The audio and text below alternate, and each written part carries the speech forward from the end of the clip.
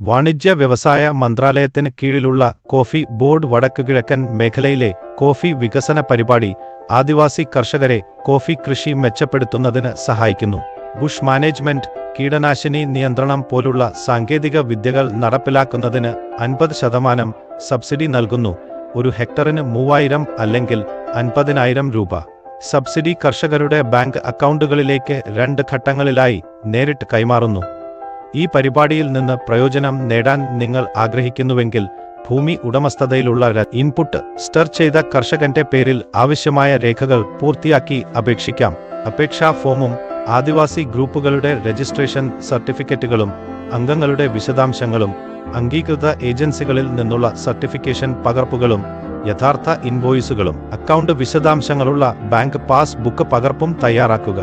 ഈ രേഖകൾ ഈ ആപ്പിലെ ആവശ്യമായ രേഖകൾ ടാബിൽ ലഭ്യമാണ്. അടുത്തുള്ള കോഫി ബോർഡ് എക്സ്റ്റൻഷൻ ഓഫീസ് സന്ദർശിച്ച് ഈ പദ്ധതിക്ക് അപേക്ഷിക്കണമെന്ന് പറയുക. അവർ നിങ്ങളെ സഹായിക്കും. നിങ്ങൾക്ക് PDF പ്രിന്റ് ചെയ്ത് ഫോം പൂരിപ്പിച്ച് ബന്ധപ്പെട്ട വകുപ്പിൽ സമർപ്പിക്കാം. അപേക്ഷാ പ്രക്രിയയിൽ ഇത് സഹായകരമാകുമെന്ന് ഞങ്ങൾ പ്രതീക്ഷിക്കുന്നു. നിങ്ങളുടെ സമയത്തിന് നന്ദി.